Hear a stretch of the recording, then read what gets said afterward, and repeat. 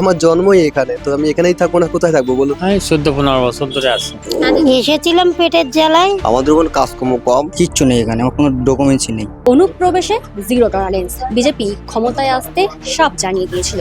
আর তারপরেই দেখা যাচ্ছে যে ভারত বাংলাদেশ সীমান্তবর্তী এলাকাগুলোতে রীতিমতো বাংলাদেশি অনুপ্রবেশকারীদের ভিড়। ইতিমধ্যে আমরা রয়েছি হাকিমপুর চেকপোস্টে, যেখানে কিনা বেআইনিভাবে অনুপ্রবেশকারী সেই সমস্ত বাংলাদেশিরা যারা দীর্ঘদিন ধরে এই ভারতবর্ষে রয়েছেন তারা এখানে ভিড় জমাচ্ছেন। তারা কিভাবে এখানে এসেছিলেন এবং তারা কতদিন ধরে এখানে রয়েছেন, তার পাশাপাশি তৃণমূল আমলে কি কি সুবিধা পেয়েছিলেন সেই সমস্ত বিষয় নিয়েও তাদের সঙ্গে সরাসরি কথা বলবো।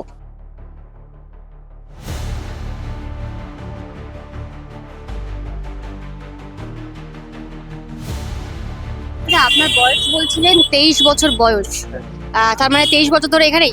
এখানেই। আমার জন্মই এখানে, তো আমি এখানেই থাকবো না কোথায় থাকবো বলো?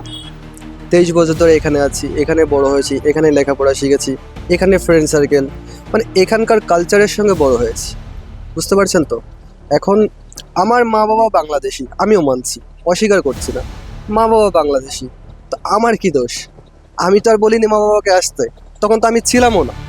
তো এখন যখন আমার জন্ম এখানে, আমি বড় হয়েছি এখানে, আমার কালচার এখানকার, আমি বাংলাদেশকে কি করব, কি কাজ করব? আমি 14-15 বছর ধরে আছি। বন্ধু বান্ধব মিলে আমরা ওই জায়গায় কাজ আছে ভালো, সেই কাজ হিসেবে চলে আসলাম। এসে আমি আর যাইনি, আমি এসে এই জায়গায় এসে মনে করে আমার ফ্যামিলিতে লোকজন আসলো। ওরাও কি দালাল ধরে এসেছিল? হ্যাঁ, ওরাও দালাল ধরে আসছিল, আলাদা আলাদা আলাদা আলাদা। আর তারপরে এই জায়গায় এসে ছেলে মেয়েগুলো আসছে, ছেলে মেয়ে একটা কলেজে পড়ে, একটা স্কুলে পড়ে, প্রাইমারি স্কুলে।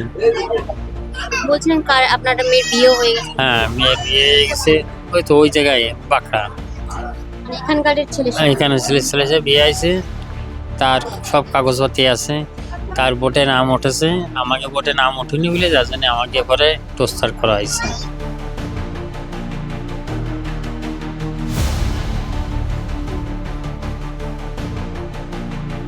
আমরা এখান থেকে চুরি করে এসেছি।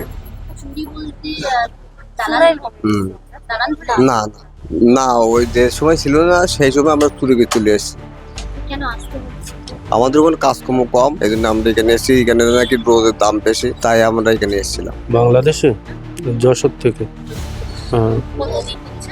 এই 4 বছর হচ্ছে। 4 বছর হচ্ছে। হুম, বাচ্চাকে নিয়ে গেছিলেন? বাচ্চা এখানে? বাচ্চা এখানে হয়েছে। বাচ্চা হ্যাঁ, কোন হাসপাতালে? আজিকাল। আজীবন হাসপাতালে? তো কিভাবে, মানে মেডিকেল ভিসা দেখিয়েছিলেন নাকি? না, কোনো ভিসা ফিসা না, আমরা চোরাইতে এসেছিলাম। ওই ওরা তোমার টিকার কার্ড ছিল, তাই দিয়ে। টিকার কার্ড কেন? ওয়াইফের?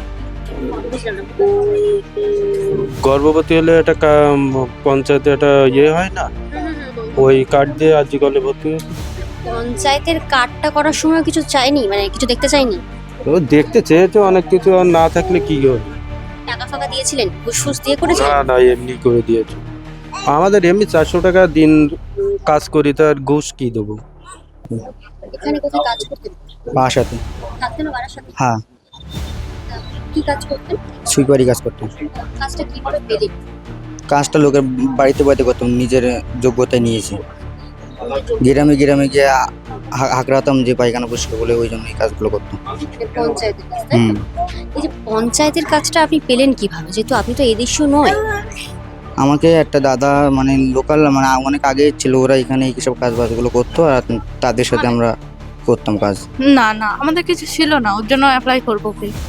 বাংলাদেশের ডকুমেন্ট আপনাদের কাছে আছে তাহলে? হ্যাঁ বাংলাদেশের যে সমস্ত কাগজপত্র হ্যাঁ আছে? হ্যাঁ, ওই দালালের হাত ধরা এসেছিল, মা বাবা নিয়ে এসেছিল। এবার আমরা কি করে বলি বলো তো, যে আমরা এখানে তো আপনিও এসেছিলেন, পাটা তো আপনিও করেছিলেন, তো সেটাই জিজ্ঞাসা করছি। কি আমাদের কোলে করে নিয়ে এসেছিল, এবার কি করে বলি এখন? ফিরে যাচ্ছেন?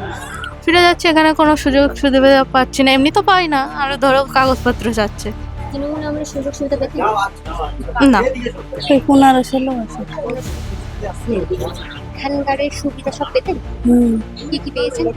রেশনের চাল পেয়েছি, গম, তারপরে এই ছেলে মেয়ে সরকারি স্কুলে ফ্রিতে পড়াশোনা করেছে।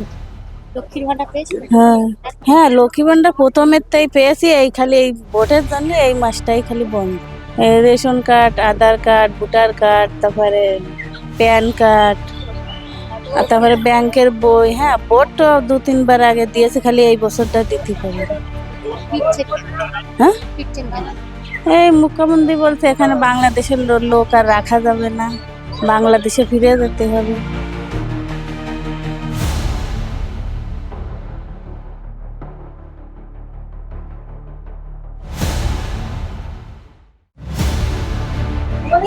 কেউ বলছেন 20 বছর, তো কেউ বলছেন আবার 10 বছর, তো কেউ আবার বলছে 2-3 বছর হচ্ছে তারা এখানে এসেছেন।